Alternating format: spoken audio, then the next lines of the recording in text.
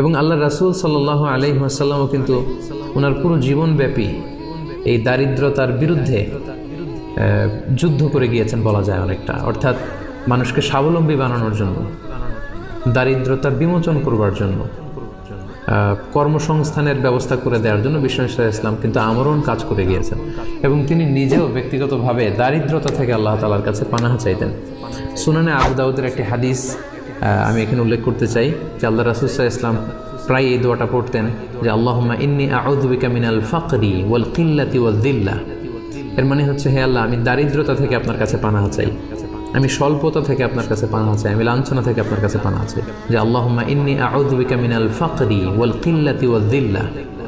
তার মানে দারিদ্রতা এটা চেয়ে নেওয়া যায় না আল্লাহর কাছে, বরং এটা